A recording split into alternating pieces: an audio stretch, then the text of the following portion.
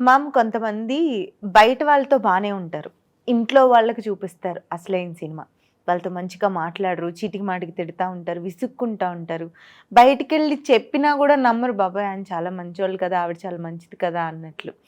అసలు మనకి ఇంపార్టెంటే ఇంట్లో వాళ్ళ ప్రేమ, రెస్పెక్ట్ కదా! ఇటువంటి వాళ్ళకి మీరేం చెప్తారు? అది ఒరిజినల్‌గా నేచర్ అని ఒకటి ఉంటుంది రూపా. వీళ్ళందరూ యాక్టర్స్. బయట యాక్ట్ చేస్తున్నారు, ఇంట్లోనూ యాక్ట్ చేస్తున్నారు. ఒరిజినాలిటీ వేరే ఉంటుంది. So, you don't have to act in life. అసలు ప్రపంచంలో అంటారు కదా! అసలు మనం ఆడేదే ఒక నాటకం అనుకున్నప్పుడు దానిలో ఇంకో డ్రామా ఎందుకు? It's not needed. You are literally living your life in a fake world.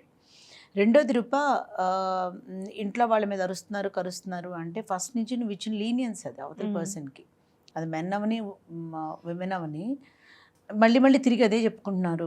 ఒక ప్రాపర్ బాండింగ్, ప్రాపర్ రెస్పెక్ట్ లేనప్పుడు రిలేషన్షిప్లో these are the things they crop up with. నేనే డామినేటింగ్ పర్సన్ని, I'm the person who need to handle this whole thing అని చెప్పి అవతల మనిషిని చులకం చేసి అరుస్తున్నప్పుడు ఆ స్పేస్ ఇచ్చిన వాళ్ళది కూడా తప్పు. ఫస్ట్ నుంచి అది అలవాటు చేసేసినప్పుడు ఏమవుతుంది, ఇది గ్రో అవుతూ ఉంటుంది, పైలప్ అవుతూ ఉంటాయి అన్నీను. ఫస్ట్లోనే you stop him there, this is not the thing to deal with me అని చెప్పి రీజన్ ఉండాలిగా మాట్లాడటానికి. చెప్పులు ఇక్కడ పెట్టినాయి ఏంటి, ఆ బింది మీద మచ్చుందేంటి, పొయ్యి ఇంకా వెలుగుతా ఉందేంటి, see she knows what she's dealing with, what she's dealing with. ప్రధానంలో ఏలు పెట్టి నొయ్యి నొయ్యి నొయ్యి నొయ్యి అని ఇట్స్ నాట్ నీడెడ్. రెండోది you don't have to take it. అలా అని వెళ్ళి పడి ఫైట్ చేయమని కాదు, బట్ సర్టెన్ థింగ్స్ వాళ్ళని ఆపాలి ఎక్కడో చోట. See you don't interfere in this thing, this is my department, let me handle it. You need to have your conversation with him. You need to have a pause place where he don't repeat it.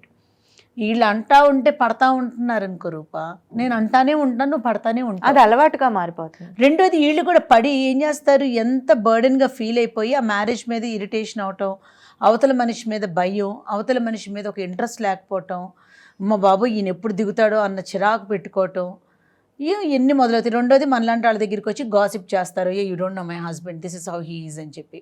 Why అంత suffocation దేనికి?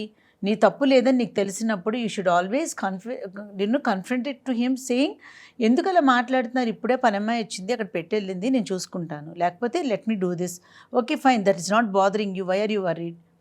లేదు నీ వైపు ఏదైనా తప్పు ఉందనుకుంటే రెండోసారి ఆ తప్పు జరగకుండా చూసుకోవాలి.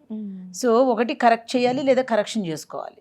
ఇలా కాకుండా దాన్ని ఆయన అట్టాగే మాట్లాడుకుంటూ పోతాడు, ఆయన అట్టాగే చేస్తూ ఉంటాడు, పోతుంటే లైఫ్ అంతా అలా వెళ్తానే ఉంటుంది.